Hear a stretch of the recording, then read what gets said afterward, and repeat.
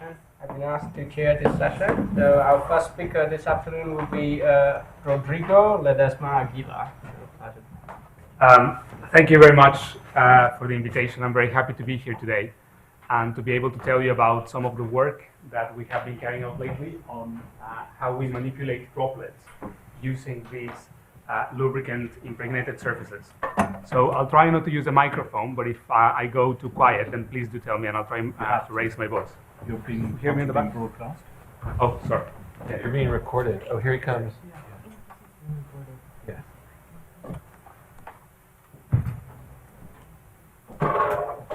Now you have to say the thing about how you weren't going to use a microphone again. So as I said before, I love to use a microphone, so if it goes off, do tell me, and I'll put it back on. Right. So, as I was saying, I'm going to tell you about droplet manipulation using lubricant impregnated surfaces.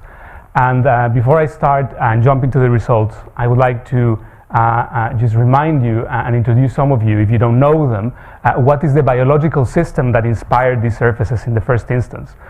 This is called the pitcher plant. And the pitcher plant is a carnivorous plant that has a pitcher-like structure that uses to feed.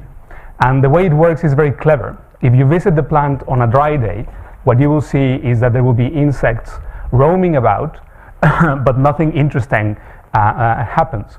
But if you go back and visit the plant on a wet day, then what you see is that the insects sort of slip and fall into the pitcher. And this is where they meet their end because there is a nasty cocktail of digestive juices. So that's the end of the ant, right? So the way that the pitcher plant does this is by trapping a thin layer of water that condenses in a hydrophilic microstructure. And it creates a very smooth surface on top of which the ants cannot adhere, and therefore they slip into the trap. So this system was transformed,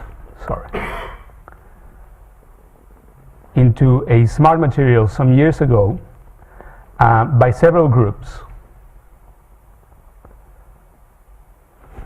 but mainly by two groups, one in Harvard, the other one in MIT, to create what we call now slippery liquid infused porous surfaces or liquid impregnated surfaces, depending on which group's papers you're looking at.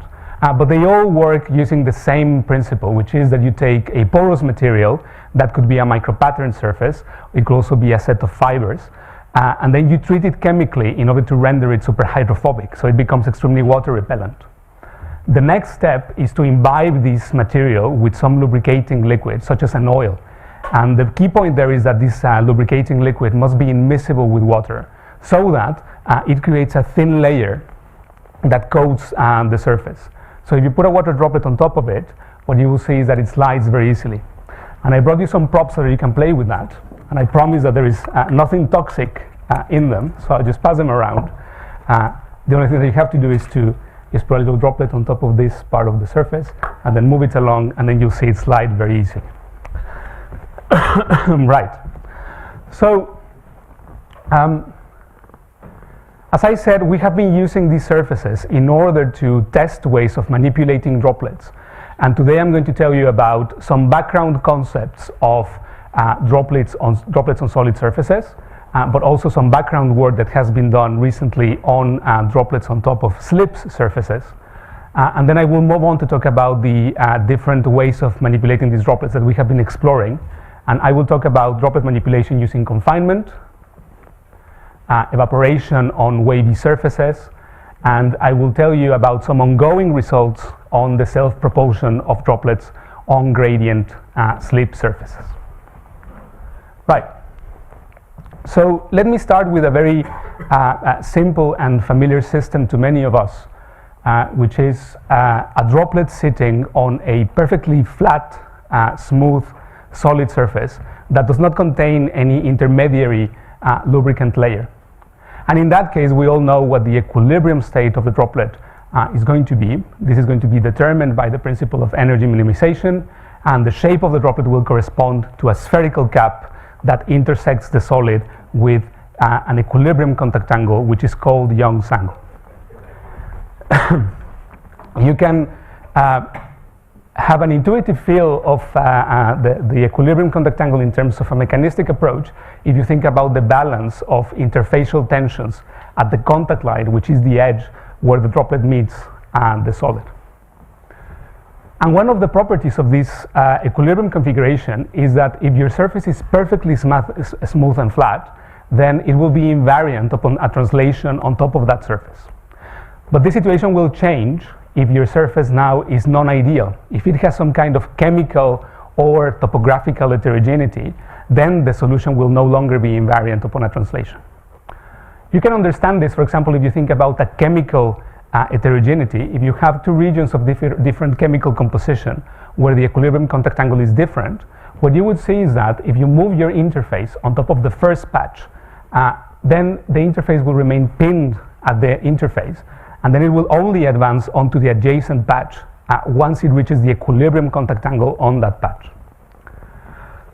A very similar thing applies if you have a corner, and this leads to the concept of Gibbs pinning, which tells you that if you have a corner and you try to move a contact line past it, then the interface will remain pinned at the corner, and it will only advance once the contact angle reaches the equilibrium contact angle relative to the adjacent face of the corner. So both of these features will lead to a macroscopic effect, which we call the advancing and the receding contact angle. What that means is that if you have a droplet on an ordinary surface and then you start injecting liquid, initially you will see that the contact line will remain pinned until the contact angle reaches some value, which we call the advancing contact angle, and at that point the contact line will depin and start to advance on top of the surface. If you start to withdraw mass, then the opposite will happen. You will have a pinned contact line, and then the contact angle will decrease until you reach what we call receding contact angle, at which point the contact line will depin and start to recede. The difference between these two values is what we call contact angle hysteresis, and it's a measure of the chemical heterogeneity or topographical heterogeneity of the surface. But most importantly, it tells you about the static friction that a droplet must overcome if you want to move it on top of a surface. And you can characterize that very easily by doing a simple experiment which consists on tilting the surface and looking at what is the tilting angle that you need to achieve before the droplet starts to slide down, which corresponds to the balance of the gravitational pulling force and the pinning force offered by the solid. Right. So if you look at the contact angle hysteresis for droplets made up of different liquids on top of ordinary surfaces, then what you find is that the contact angle hysteresis increases as you decrease the surface tension of the liquid-gas interface. And the reason for that is because the lower the surface tension, the more the liquid will tend to wet the surface, and that will create more pinning points. That's a way of rationalizing it. But what happens if you now eliminate or replace this solid surface with a slip surface so that you have this intermediary layer of lubricant? What you see is that not only the contact angle hysteresis drops to a very low value, it also becomes insensitive to the surface tension of the liquid-gas interface. And that is a very interesting result because the implication is that you have decoupled the droplet from the solid surface. And there is actually further proof of this. There are some recent experiments using thin film interference that show that you can actually stabilize a very thin layer of liquid between the droplet and the solid surface, which is of the order of some microns. Right. So this is kind of counterintuitive because if you look at how these droplets on top of slip surfaces look like, and hopefully you're looking at them as I pass these samples around, then you can still very much see some kind of effective equilibrium contact angle, right? And you would like to be able to predict what this equilibrium contact angle is. And there has been extensive work very recently on that. It's a very complicated problem that has to do with understanding the structure of the different interfaces at play and how you minimize the energy, so on and so forth. But in the limit where that layer of lubricant is very thin, one of the things that you can do is take a simple guess and approach the shape of the interface close to the contact line according to what this diagram says, right? So you remove contact from the surface and then you have the surface tensions of the oil and the vapor and the surface tension of the water and the oil pulling on the interface, and that will lead to an effective surface tension, if you like.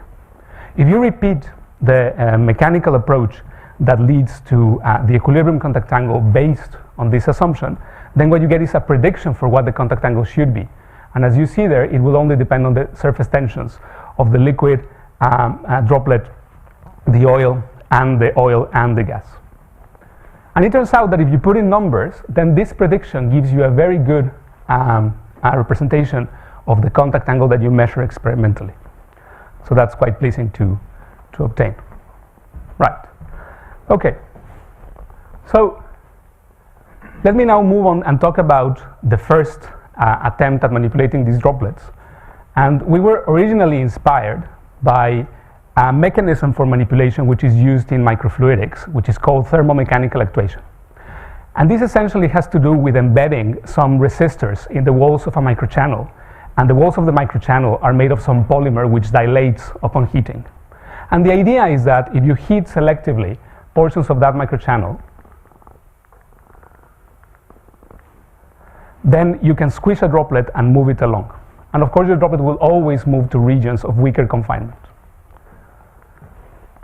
So we built a setup in order to look at manipulating droplets in a wedge geometry, but now using these slippery surfaces. And this is what we found. So instead of moving towards regions of weaker confinement, the droplet can actually move either inwards or outwards from the wedge geometry. And that made us look into what was going on, and it turns out that the key has to do with the fact that you have this equilibrium contact angle, which is actually finite between the liquid and the wall. If you look at what are the equilibrium solutions that you can find for a droplet inside a wedge geometry, there has been a lot of work done here, notably by people like Konkus and Finn back in the 70s. And you can find different configurations that will depend essentially on two control parameters. One of them is going to be the equilibrium contact angle of the liquid with the wall, and the other one is going to be the tapering angle of the wedge geometry.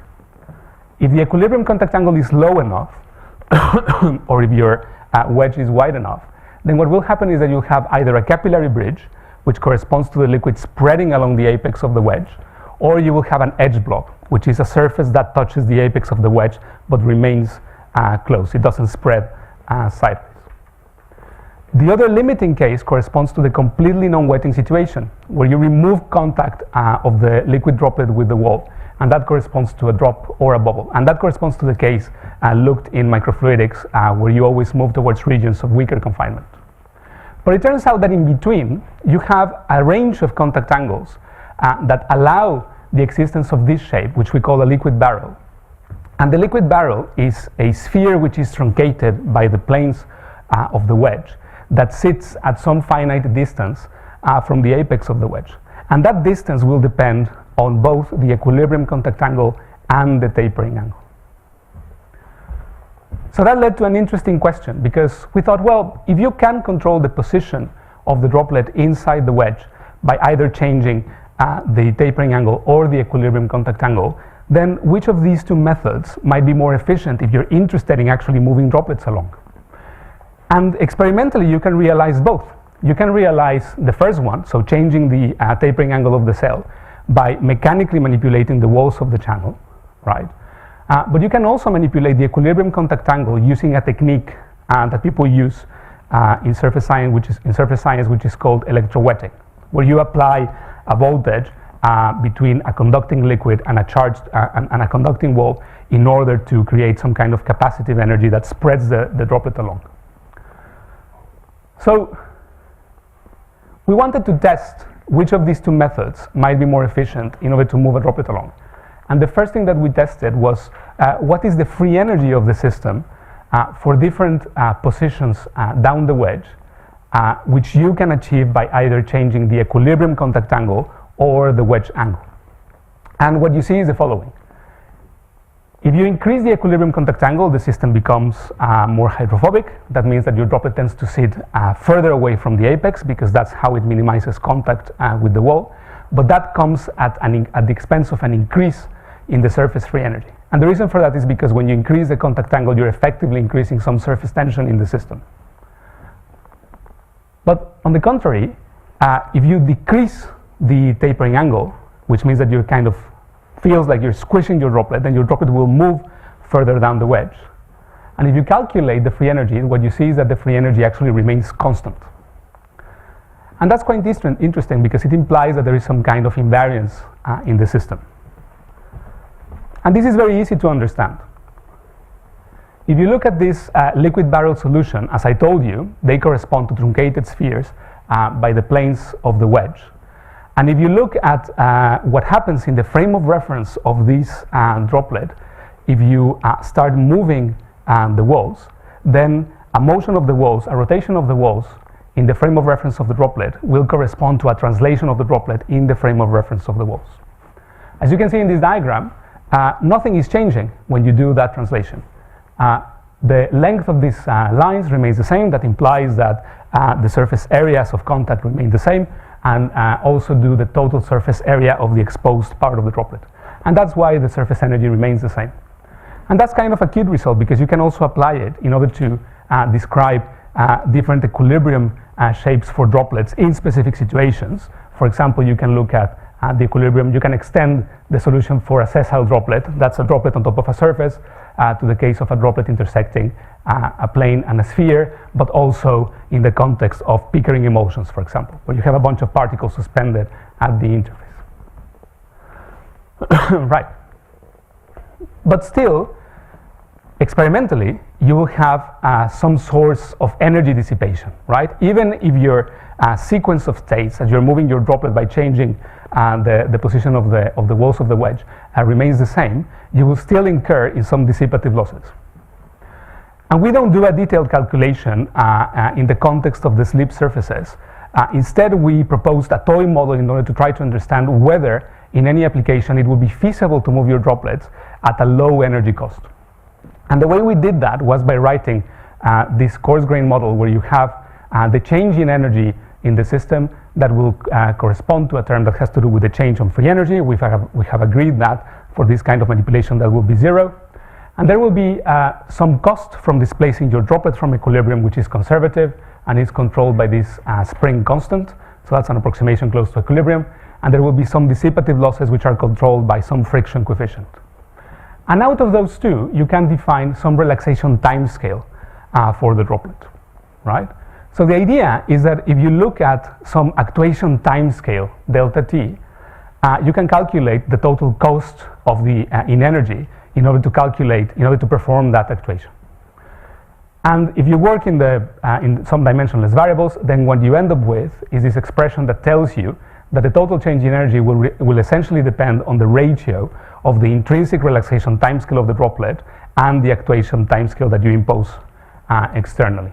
And provided that the relaxation timescale is short compared to the actuation timescale, you will always be in this quasi-static regime, and therefore the energy cost will be kept down.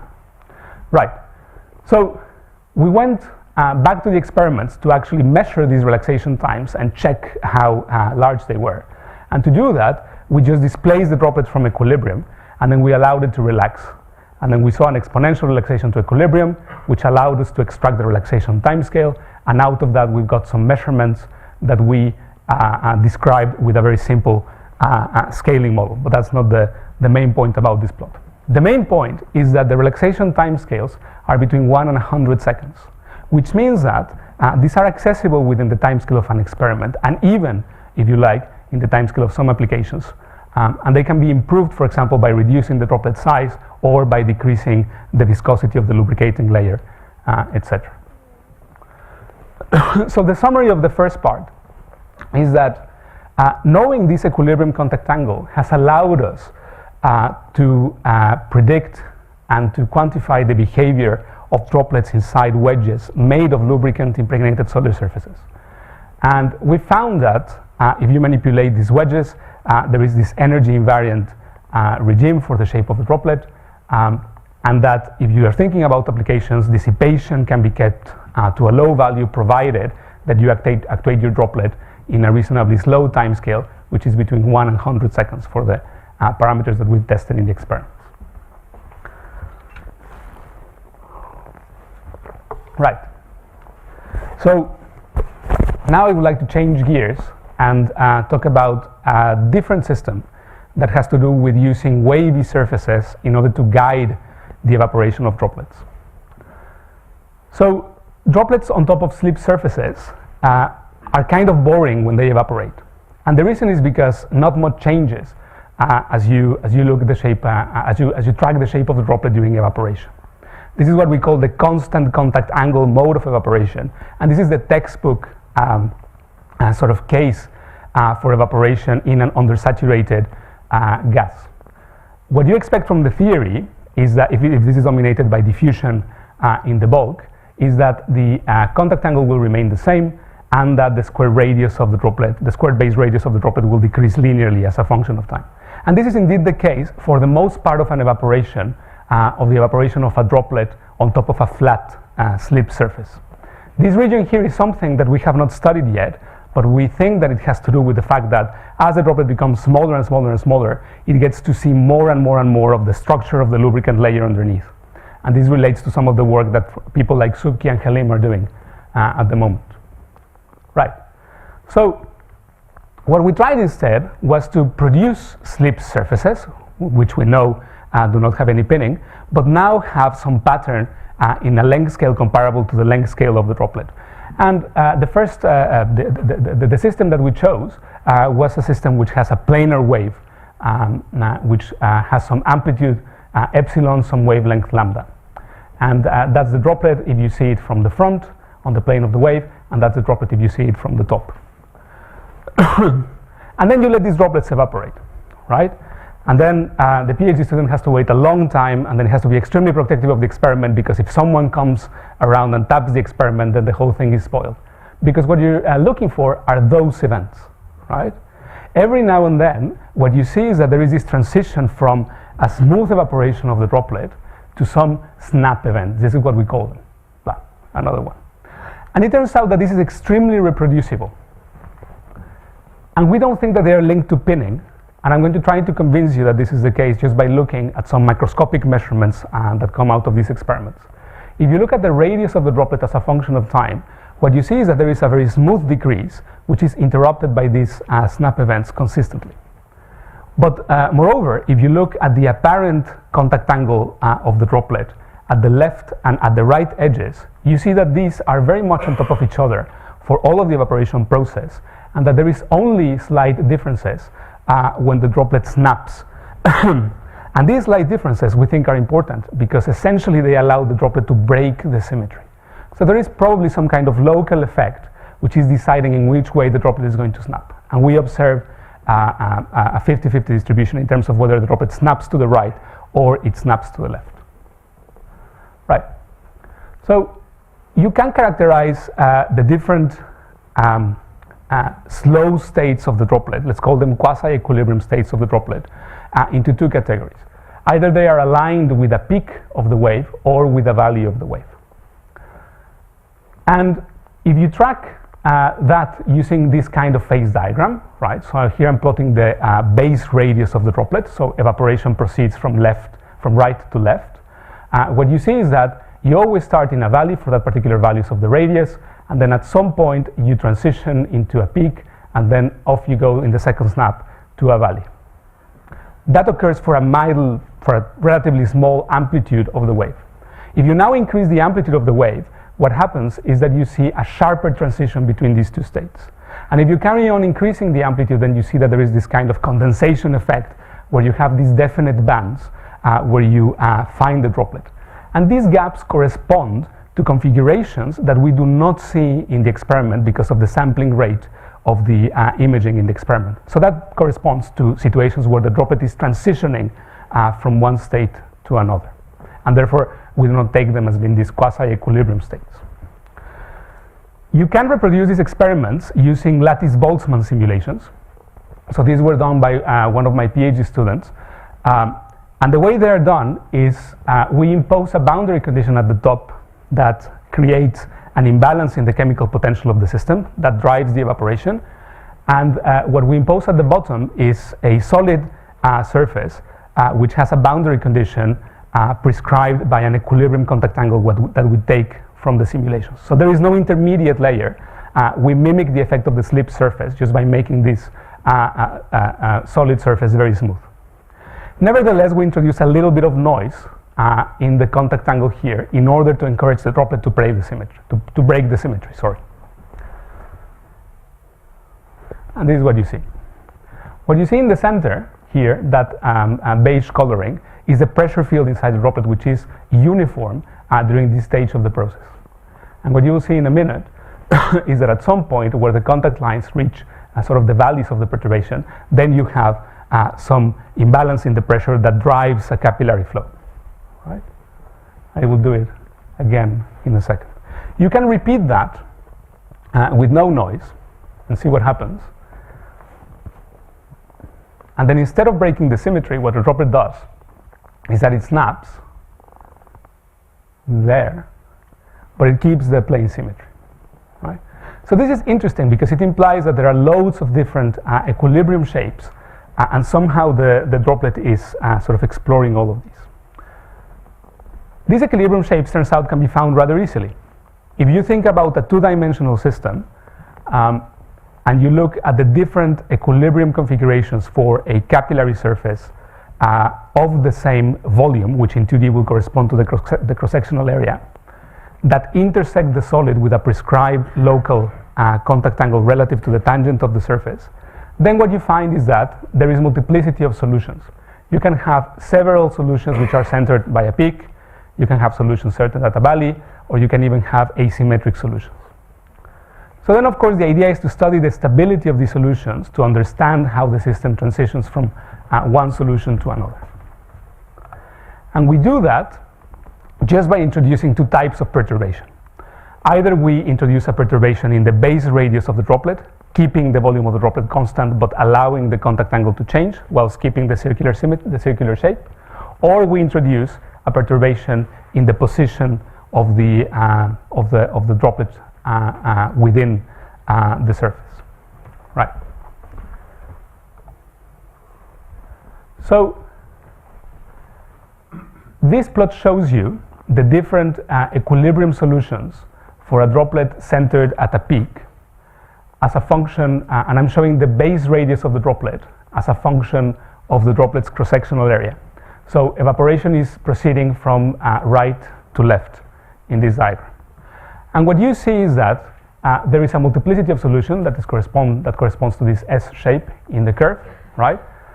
So if you start in your experiment with a droplet that has a large base radius, then it turns out that that branch of the solution of the diagram is stable, of the curve is stable, and so it is the one that has the lower value for the radius. But then in between you have this, you have this one which is unstable, right?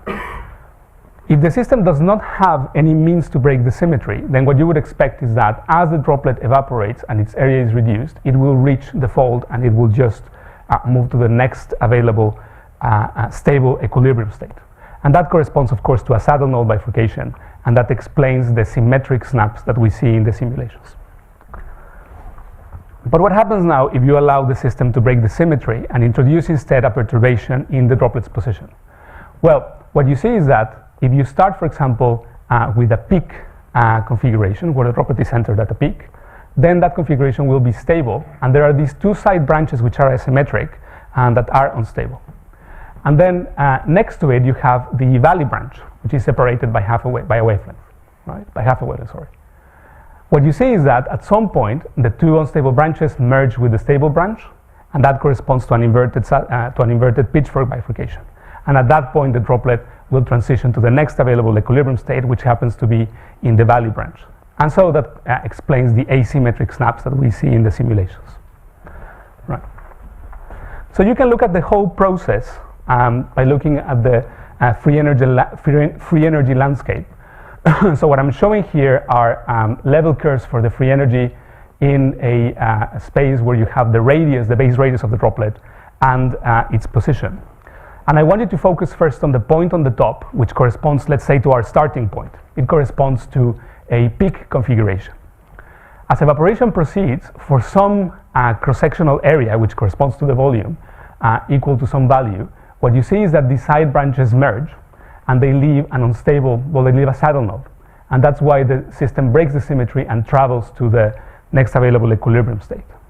If the system hadn't broken the symmetry, then what would have happened is that these 2 points would not have annihilated with that.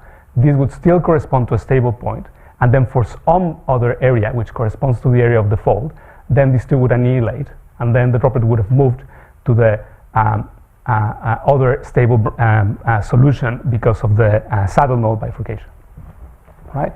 So that means that if you look at how the radius of the droplet evolves as a function of the decreasing area, it switches from one branch to another at a point which is not quite yet at the fold, right? So somehow the pitchfork bifurcation is frustrating the saddle node bifurcation, right? Now, you can repeat the same process for different amplitudes of the wave, and then what you find is that the bands over which the droplet can be found in a stable state become narrower and narrower as you increase the amplitude of the wave. And if you extract the length of those bands and then you map them back onto the experiments, you find that there is a good agreement, despite the fact that the experiments are in 3D and this theory is purely 2D. So then this mechanism seems to be dominating the transition of the droplet, even if the droplet shape is fairly complicated. Right. So at the moment, what we're looking into, and we're doing this in collaboration with Halim Kusumatmaja in Durham and Jack, who is also here, sort of trying to bask on their expertise in lattice Boltzmann simulations as well, is to explore more complicated configurations. And what we've tried here is this egg box shape. And what you see is also an alternation between well-defined droplet shapes. So we call this a diamond and this a rectangle. And if you look at the aspect ratio of these shapes projected onto the surface of the sample, what you see is that there is a very clear alternation, and that implies that you can have a good control over the droplet shape as it is evaporating on top of these slip surfaces. Right. So for this part, I guess that what we can say is that whenever you are in this, evaporation on these slip surfaces doesn't have to be boring, right? If your surfaces have some kind of patterning, then there will be these shape bifurcations, which we call snaps. These snaps, at least in the system that we consider, are controlled by two types of bifurcations, a saddle node and an inverted pitchfork, and that the snaps involve capillary flows as well, that we have not studied in detail, but which are also interesting. And in terms of the manipulation, it gives you a means of looking at controlling the shape of a droplet which, as it is evaporating, and that of course can have application in printing strategies, for example. Right, okay. And then finally, I would like to talk briefly about the last topic, which has to do with self-propulsion of droplets on gradient surfaces. So self-propulsion is a very active topic in smart materials and surface science due to applications in microfluidics. And the first thing that you need in order to create self-propulsion in a system is some kind of asymmetry that you can impose perhaps externally by means of a temperature gradient.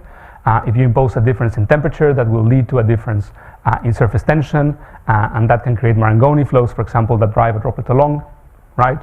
Another possibility is to use some other external actuations, such as surface acoustic waves, where you vibrate one end of your sample, and that creates flows within the droplet that can drive it along.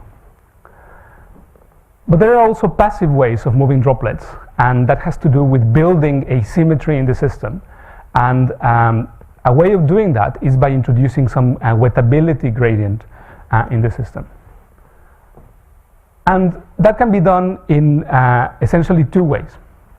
You can either build an asymmetry in the chemical composition of your sample, or you can build an asymmetry in the topography of the sample as well.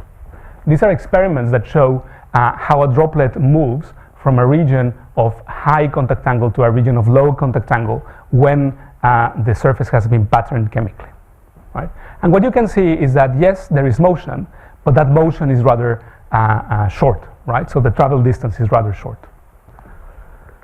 If you think about topographic patterns, there are many ways playing with geometry where people have tried to move droplets along. So for example, people have tried building posts of different cross-sectional area so that the total contact area from this side of the sample increases towards that side, and if you impose that this side is more wettable, then your droplet will spontaneously move towards the more wettable side, right? Or you could even build little channels that increase in fraction as you move from left to right, and that's where the region where the droplet will want to sit, provided that its contact angle in that region is lower, right? So all of these attempts have the same fundamental issue, which has to do with pinning. There is direct contact between the droplet and the surface, and therefore they're subject to pinning effects, and they're not very effective. So normally the travel distances for droplets are of the order of just a couple of times the droplet size. So what we tried is to actually create the same thing, but using these slip surfaces. So essentially what we did is that we created these micro patterns which look like rails. They're about 50 microns tall and 100 micrometers apart. And we managed to stabilize a thin layer of lubricant on top of them. And this is a picture of a droplet sitting on top of them. And you might say, well, how do you know that you actually have that lubricant layer in it? And we haven't done this is ongoing work, as I mentioned, but we have a good indication that this is the case. We can predict the contact angle of a droplet sitting on a flat slip surface.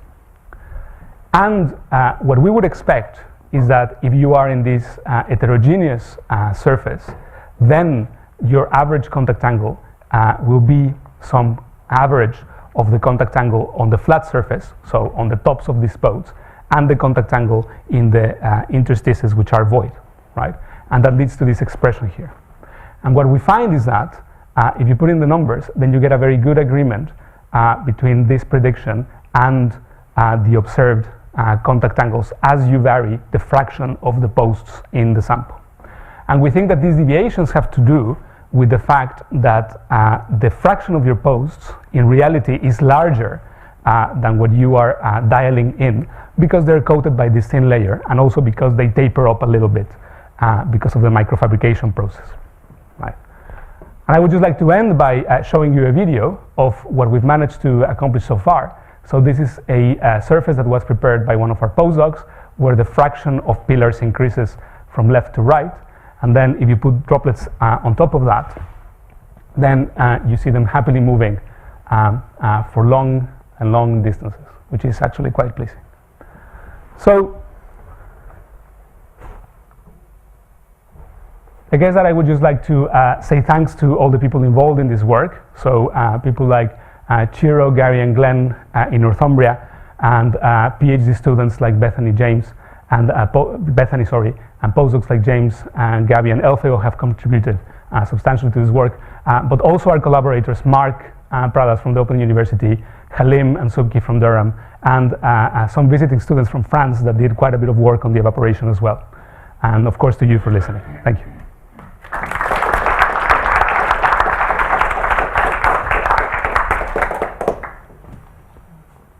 Any questions?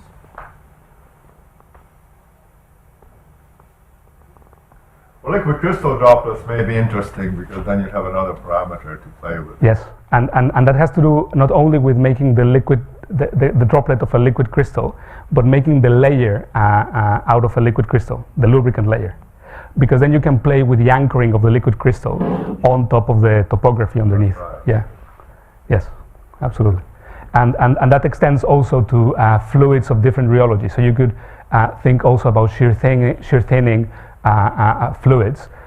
One of the questions which is being explored at the moment is how can you control friction on top of these surfaces?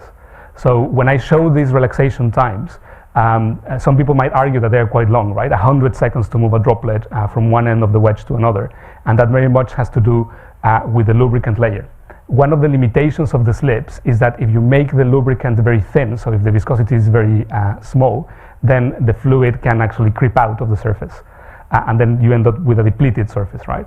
But if you make your surface shear thinning, for example, then you are guaranteed that it's going to stay there, and then once you try to force a droplet, then the viscosity will go down, so you can get some efficient motion. I have one from in the example with the wavy Yes. surface. And is it true that when the angle is small, then it actually wants to move a larger contact angle? Is it, basically you're trying to move, and then when it reaches the bottom of the thing, then it actually wants to move up. To the Yes. So then at the top, then the contact angle is larger. The apparent contact angle becomes larger, but the local contact angle relative to the tangent is the same. Yes. So it's trying to de-wet from the surface. Yes. Yeah. Have you made attempts to model this evaporative free boundary problem? Have I been able to model? Have you made attempts to formulate a model for this evaporative free boundary problem? No, not yet. Yes. So from the experimental point of view, we've been trying to understand what can you do in order to manipulate these droplets. But from the point of view of the theory, we have not worried too much about the details of the different interface configurations. And that's partly because we have collaborators who are working on that, like Halim and Chiro, etc. Yeah. The second question is, are there any inertial effects in this first experimental system? You were speaking purely in terms of dissipation. Do you have small inertial? Yes. So in the case of the wedges, the system is under confinement, and the typical Reynolds numbers and the Weber numbers that we have are small enough, so we don't have to worry about inertial effects. In the case of the self-propulsion, the typical velocities can be quite large, and because underneath you have a layer of air, then it is not clear whether there will be some inertia that you need to worry about there, and we have not yet gone to that point in the modeling to test that. Yeah. So thinking again at a micro droplet of liquid crystal, it might be nice to put it on a kind of display where you can address the electric field at any point, and then which would be kind of standard electronics, would actually take a display to pieces, and then by applying an electric field, you could switch the surface. The orientation of the, yes. Parallel and perpendicular, point by point, Yes. and maybe you could induce some motion, yes, some directed motion, yes, absolutely. Yes, I agree. Okay, so let's bring our speaker again.